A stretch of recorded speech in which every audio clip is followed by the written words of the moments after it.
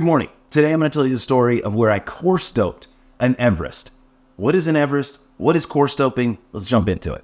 Hey Siri, how tall is Mount Everest? According to Wikipedia, it's 29,029 feet. Okay, so 29,000 feet or 8,800 meters.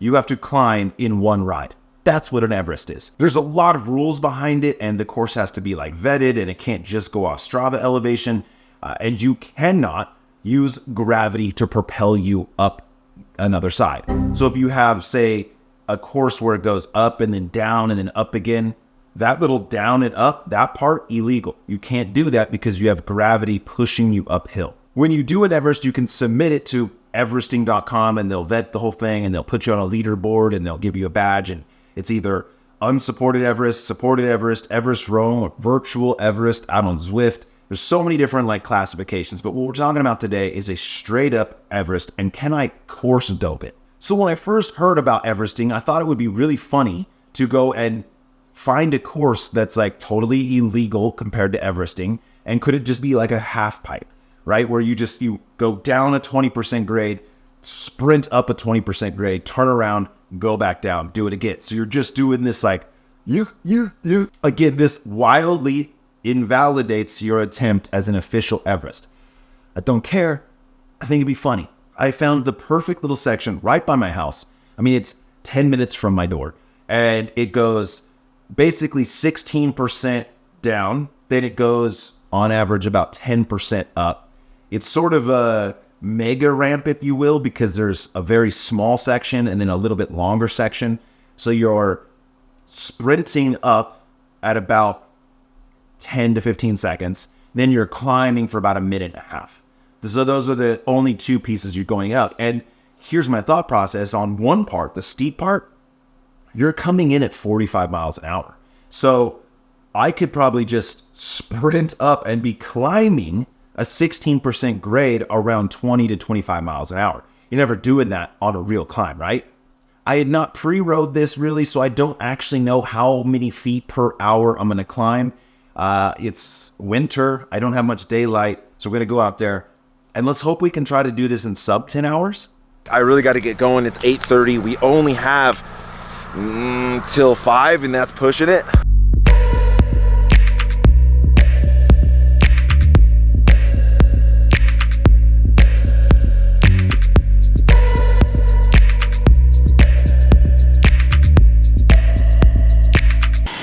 So 3,015 feet in an hour. We're cutting it really close to get this done before dark. I mean, our average speed is 15 miles an hour, which is really pretty good. Again, the concept is that 20% of our climbing will be above 20 miles an hour. You know, there's no way you're doing that on a regular Everest. First hour, not full gas, but probably not a pace I could hold for 10 hours.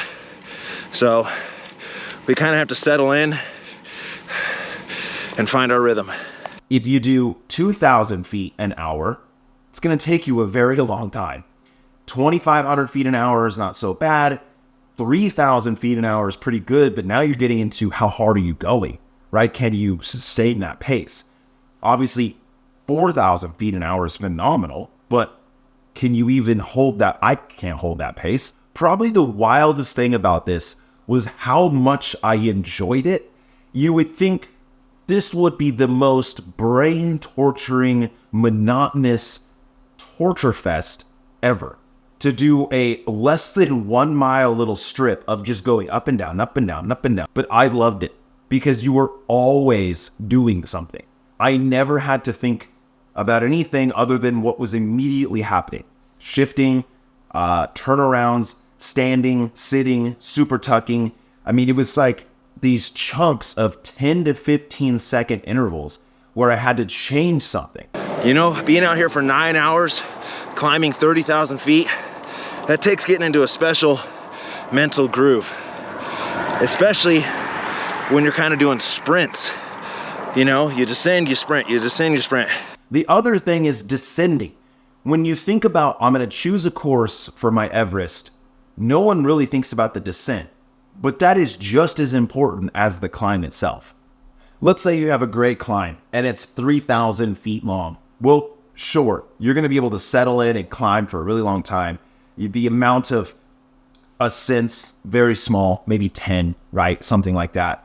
But if your descent is windy, if you have to hit your brakes at all, if you have to pay attention to the descent whatsoever, there's a lot of energy and time going into that, which makes no sense. And so the descent is so straightforward. You don't have to touch your brakes. You don't have to turn. Just super tuck. And then you're flying. And then you zip up the other side, get out of the saddle, sprint. You're climbing at 30 miles an hour. Obviously the speed starts to come down. But the amount of time that I was climbing at above 20 miles an hour was insane. Fun little fact, I never hit my brakes one time. So that should be a little challenge in itself. I climbed 29,000 feet without touching my brakes.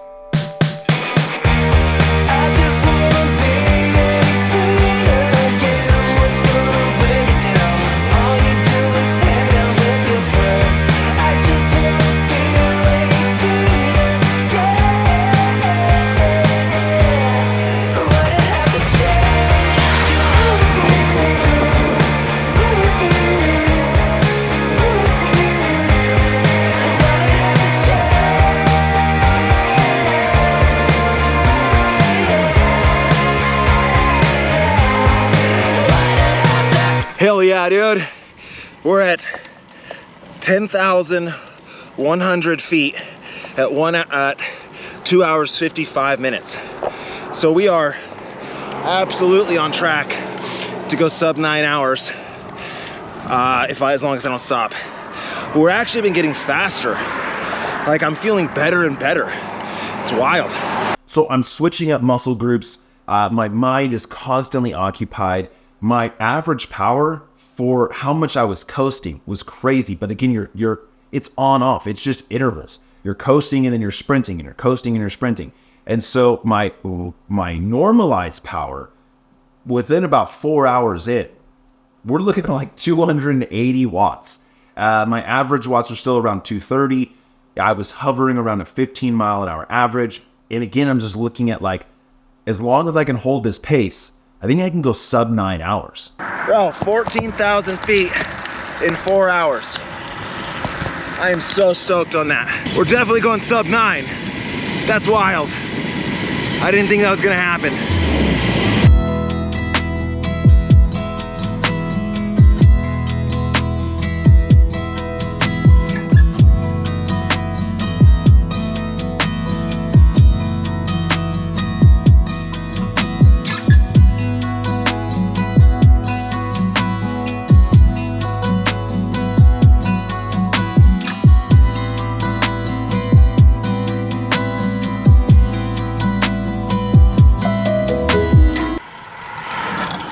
Again, with all of the turning and the standing and the sitting and the shifting and the everything, my mind has been so occupied that all of a sudden 6 hours is just blown by. All right, about 6 hours in, took our first little break. I mean, it was like a 2-minute break. And I only took a break because I was using the drone. I put up the drone and then had to get it and put it away. So while I was doing that, I just took like 2 minutes to sit, fill my bottle, contemplate my life decisions that have put me in this place, puke, rally, get back on the bike. I've put on a lot of weight this last year. In the last 14 months, I've put on about 20 pounds. Heavy, man. I'm probably 182 right now, but I'm thick. Feeling good, optimistic. As long as I don't completely implode, which right now I don't feel like I will, we're definitely sub 9, which is not bad for just waking up this morning and thinking I should do something cool today. I wonder what I'll do. This. I was in a real weird feeling around hour 6. Felt like, dude, if I sit down right now, I'm not getting back up. My body had been in such just a mission because for 6 hours straight, I was super tucking and sprinting over and over and over again. Dude, 6 hours, 20,000 feet on the dot. So we're running 10,000 and I just got a flat. You gotta be kidding me. Right as I was like celebrating, but Orange Seal to the rescue, man. Tubeless, like, I mean, I heard it spitting. It sealed. Was down to like 30 PSI. Aired it up. I have plugs, so no big deal. I have a spare bike too, but like, tubeless, bro. Didn't have to change nothing. Good. I spring a leak, I plug it, all good, no big deal. But just that little bit of time where I was stopped had all of my like endorphins and everything just slump. And so then I was in a position where I'm not sure if I can finish this. This is, I don't want to do this anymore. I'm like just getting tired, and then I'm projecting how long it's going to take me. And this current pace, I'm going to probably be riding into the night just a little bit. I don't want to do that. I don't want to ride into the night. But, you know, also, I got to keep going hard. So if I'm like, oh, well, it's no big deal, I'll just take it easy. Well, the slower you go, then the longer it takes, and then the more tired you get. So then it's just like a slippery slope into where you're barely moving. I was struggling there for a minute. I was really, felt like I was gonna puke. Like, just was kind of all over the place.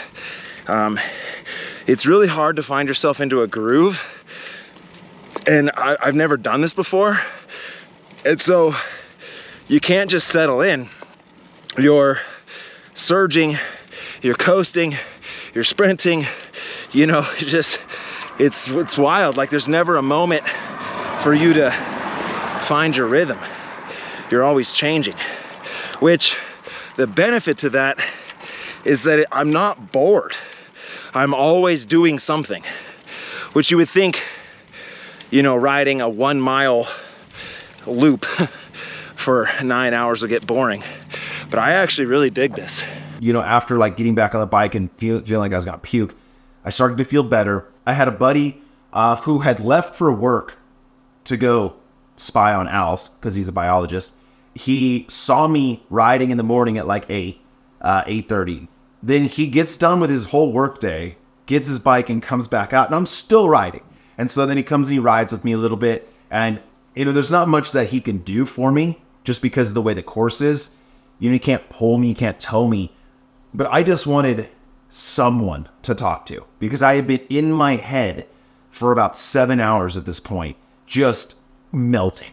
We've burned 6,300 calories. We've just ticked over 25,000 feet of climbing in 108 miles. There's always moments in these efforts where you're done. Like, I'm done. I am ready for pizza. I'm ready for my wife and my kids. I'm ready to be done. And the thing about making lofty goals is that if I had said, I'm gonna go for a big ride today, I might have done 4 hours and been like, hell yeah. But when I put this ridiculously stupid idea out there and I wake up and I just choose violence on myself, like, we're gonna get it done. We're so close. But man, talk about overreaching.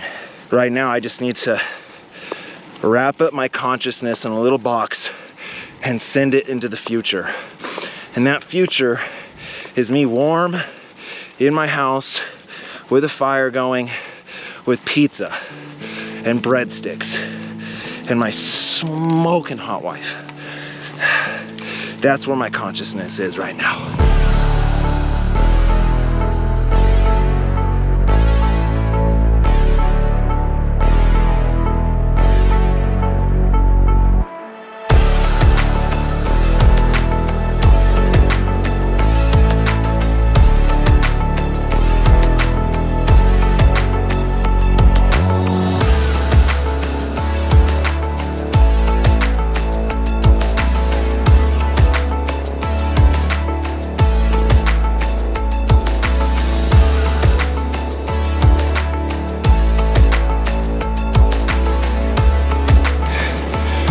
right, dude, this is it. This is the last one. We just, this is the last climb. Bro, I can't believe we did this. And yeah, whatever. Yeah, we doped the course. She was still very difficult, man. Sub 9 hours, not bad. Not bad for waking up and choosing violence, dude. Ew, dude. Can't. Stoked. Man.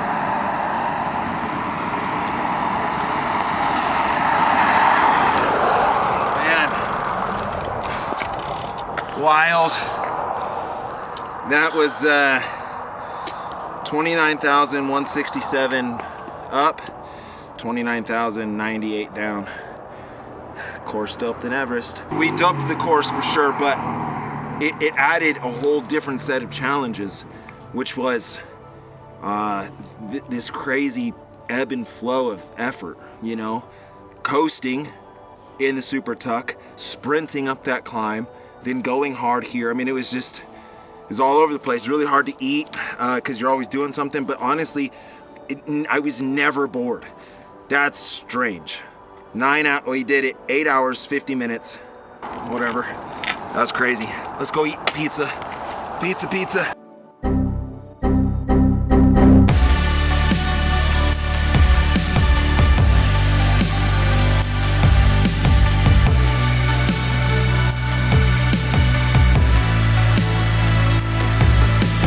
Athen, how high is Mount Everest in feet? 25,000. That's really close. It's 29,090. Again, thank you so much to Nomad. They do the bracelets or the bands. This is like a sport band, so it's really super comfortable and nice. What are we at right now? We're at a 6,000 calorie deficit. So, and I'm not starving myself. Today, on this ride, and I had a really good breakfast. I was, before this pizza, 3,500 calories, 577 grams of carbs, 180 grams of protein. 180 grams of protein on the ride, right? Insane. So now, because I love eating, so I get to eat everything. And my macros are already hit, so I don't even need to worry about protein. Is that 6,000 calories, or will you get to have like dessert and stuff? There's no way I could consume 6,000 calories, so like, I can have whatever I want. That's why I ride. Ow, I hate that. Ow! And you do it every time. It's so funny. Ow. So this was definitely one of the easiest, craziest things I've done. I mean, it was still very difficult. I burned 8,000 calories. My power I was so happy with it. The mental side of doing something over and over and over and over and over again, I actually really like. I like courses or tracks or laps, but it really puts into context the record of someone who didn't cheat and didn't course dope. 6 hours and 40 minutes, that's crazy. Even with this, there's no way I could do that. Thank you for watching.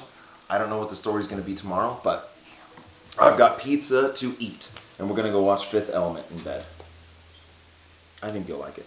So, as always, VC. Yeah!